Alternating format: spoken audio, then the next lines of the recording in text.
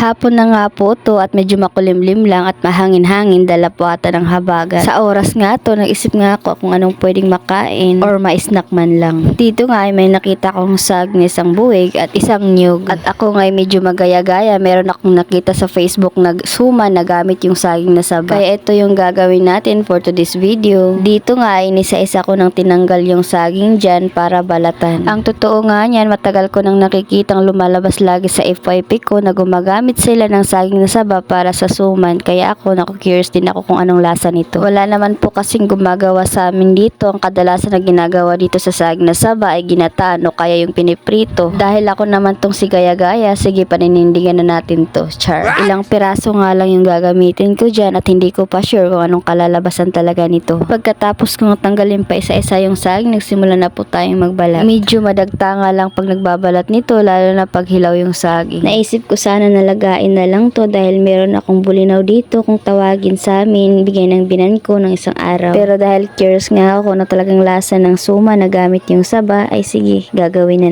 natin. Dahil sa panahon ngayon na puro na lang cellphone yung hawak natin at uso na ang Facebook, kaya marami na rin tayong nakikitang iba't ibang klaseng video, lalo na sa pagkain na iba-iba yung ginagawa or kung anong klaseng pagluluto ang pwede pang gawin dito. Sa sobra akong curiosity sa pagluluto na ginagawa ko at ginagaya ko sa iba, ay iba ang kinalabasan sa expectation. Pero sige lang, wala naman tayong matutunan kung wala rin tayong gagawin. Char. Ang totoo, madali kong gawin to dahil mabilis lang naman id-irin to. Id-irin? Di ko nga alam kung ang Tagalog ng id. Basta yun, para na kayo. At dito nga ay sinimulan ko ng id-irin to. Dinahandahan ko lang kasi pati yung kamay ko nadadamay na. Madali ko na ngang natapos to dahil malambot lang naman yung saging, di tulad ng iba dyan na mahirap maging sayo. Char.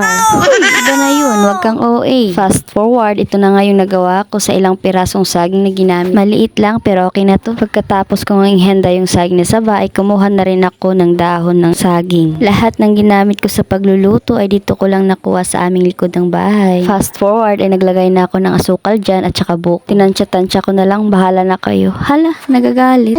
Hindi ganun. Yung buko sana ginamitan ng pangkayod talaga, pero ginamitan ng kutsara. Kaya yan, ang lalaki. Pero kay sige lang, pang sariling pagkain lang naman to. Minikos-mikos ko lang muna yan ng very slight dahil hindi ko pa naman yan nalalagyan ng gata. Ang maarte ko ang kapatid dyan ng pinavideo ko, sabi ko isama mo naman ako sa video. Ay buti nga nautusan ko kahit saglit dahil KG rin tong isang to eh. At pagkatapos nga ay nagpunas na ako ng dahon dyan para makapagsimula na tayong magbalot. Yung jusawa ko na nga yung pinakayod ko at nakakapagod magkayod ng nyug. Yung pagkakayod talaga ng nyug ang pinakaayaw ko, lalo na sa pagluluto dahil nakakapagod. Hala, ang arte. At eto na nga yung pinaka-twist mima, sa sobrang excited ko, hindi ko na natsansa yung gata at nadamihan ko. At yan yung kinalabasan, nalata tuloy. O diba, ito na nga yung sinasabi kong mag-iiba talaga yung expectation mo sa reality. Medyo nainis nga lang ako ng konti dyan. Pero nandyan na yan, kaya panindigan mo na. At naglagay na nga ako ng margarine dyan, pandagdag sarap. At imekos-mekos lang natin, hindi ko na nga na-videohan dyan yung pagbabalot ko ng suman dahil nakaligtaan ko na. O diba, ulyanin. At yan ko na lang nga na-videohan yung nakalagay na sa kaldero. Tingnan nyo naman mga day, diba ang ganda ng pagkabalot. Fast forward at malapit na maluto yung suman natin. At eto na, luto na. At lata talaga siya mga day. At yung lasa niya ay para lang din siyang ginataan na saging. O kaya kulang lang talaga ng timpla yung ginawa. Yun lang, salamat.